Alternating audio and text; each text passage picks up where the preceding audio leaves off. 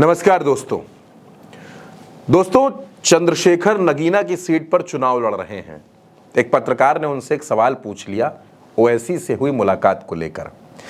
तो चंद्रशेखर ने दो टूक शब्दों में जवाब दे दिया कि क्या उनके हाथों में कांटे लगे हैं, क्या किसी से मिलना कोई अपराध है, क्या कोई उनसे मुलाकात नहीं कर सकता, और जो देश के हक की बात करेगा, जो हमारी जनता के हक की बात करेगा, गरीबों, मजदूरों, मजलूमों के हक की बात करेगा, मैं तो हर उस इंसान से मिलूंगा।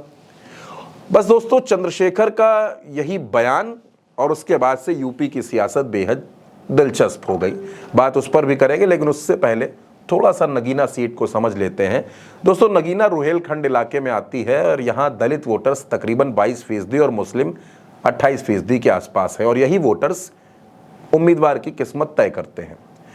2019 के लोकसभा चुनाव में बीएसपी और सपा का जो गठबंधन था उसको 56% से ज्यादा वोट मिले और नगीना की सीट यहां बीएसपी जीत गई और बीजेपी को तकरीबन 1,66,000 वोटों से हार का सामना करना पड़ा।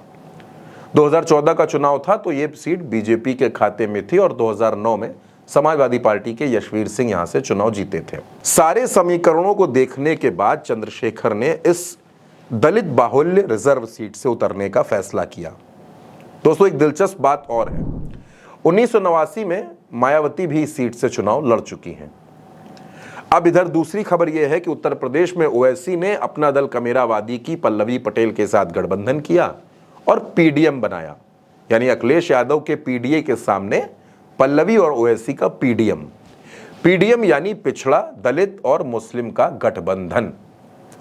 अब जब दोनों की ओर से एक जॉइंट प्रेस कॉन्फ्रेंस की गई तो पत्रकारों ने चंद्रशेखर को लेकर भी सवाल पूछ लिया कि अगर वो आपके साथ आते हैं तो उस पर आपका क्या रुख रहने वाला है।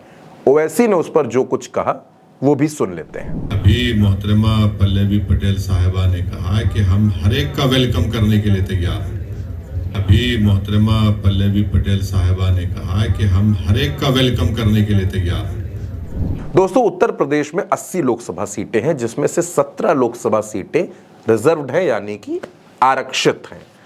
इनमें अगर आप पश्चिमी उत्तर प्रदेश की जाएंगे सीटों को देखने तो उसमें नगीना, बुलंदशहर, हाथरस, आगरा, शाहजहांपुर, हरदोई, मिश्रिख, इधर लखनऊ से सटी आपकी मोहनलालगंज की सीट, इटावा की सीट, जालौन, कौशाम्बी, बाराबंकी, बहराइच, बांसगांव, लालगंज, मछली शहर और रॉबर्ट्सगंज।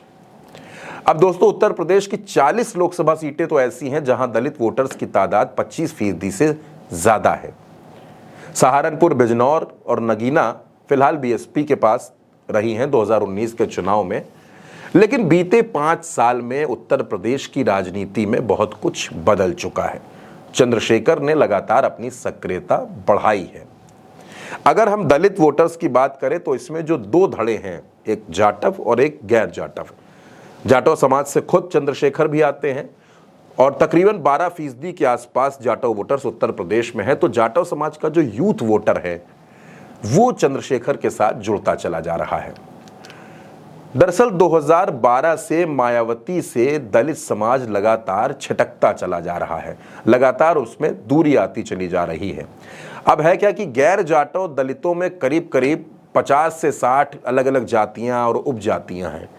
अब मायावती और चंद्रशेखर दोनों ही जाटव और दोनों ही पश्चिमी उत्तर प्रदेश से आते हैं। दोस्तों, जाटव को बीएसपी का हार्डकोर वोट बैंक माना जाता है और इसी की बदौलत 2007 के चुनाव में जब मायावती ने दलित, ब्राह्मण और मुस्लिम का कॉम्बिनेशन बनाकर सोशल इंजीनियरिंग के फॉर्मूले पर चुनाव लड़ा तो वो उत्तर प्रदेश में मुख्यमंत्री बनी। लेकिन इस बार समीकरण तेजी से बदल रहे हैं। अब हालात ये हो गए कि 2022 में जब विधानसभा चुनाव हुआ तो मायावती को 12% के आसपास ही वोट मिला, यानी कि उनका वोटर्स उनसे छिटकता जा रहा है। अब ऐसे में जिस कॉम्बिनेशन की बात हम आपसे कर रहे हैं, यानी पीडीएम, पिछड़े, दलित और मुस्लिम, इस कॉम्बिनेशन में ओवैसी, पल्लवी पटेल और चंद्रशेखर अगर ये तीनों एक मंच पर आ जाते हैं तो यकीनन बीजेपी हो या सपा हो या बसपा हो, तीनों के लिए ही मुश्किलें बढ़ने वाली हैं, क्योंकि उत्तर प्रदेश में मुस्लिम दलित वोटर्स ठीक ठाक संख्या में हैं और उसमें अगर पिछड़े भी जुड़ जाते हैं या खास तौर पर कुर्मी वोटर्स भी जुड़ जाते हैं तो पश्चिमी उत्तर प्रदेश की कई सीटों पर जीत हार के अंतर बदल सकते हैं, जीत हार के समीकरण बदल सकते हैं और चुनावी विजेताओं के चेहरे भी बदल सकते हैं। अब चंद्रशेखर जिस सीट पर चुनाव लड़ रहे हैं, नगीना की सीट पर, वहां भाजपा का भी प्रत्याशी है, बसपा का भी प्रत्याशी है, सपा का भी प्रत्याशी है। ऐसे में जब मुकाबला चौतरफा है, लड़ाई चतुष्कोणीय बनी हुई है, तो अगर ओवैसी का साथ चंद्रशेखर को मिल जाता है तो क्या ओवैसी मुस्लिम वोटर्स में बड़ी सेंधमारी करने में कामयाब हो जाएंगे? क्योंकि दलित वोटर्स तो पहले से ही उनके साथ जुड़ता चला जा रहा है। ऐसे में अगर ओवैसी भी उनके साथ जुड़ते हैं, पल्लवी पटेल भी उनके साथ जुड़ती हैं, तो चंद्रशेखर की राहें कुछ आसान जरूर हो सकती हैं। हालांकि अभी तक इस बात की कोई आधिकारिक घोषणा नहीं है कि चंद्रशेखर पीडीएम का हिस्सा बने हैं, लेकिन चर्चाएं तेजी से हो रही हैं।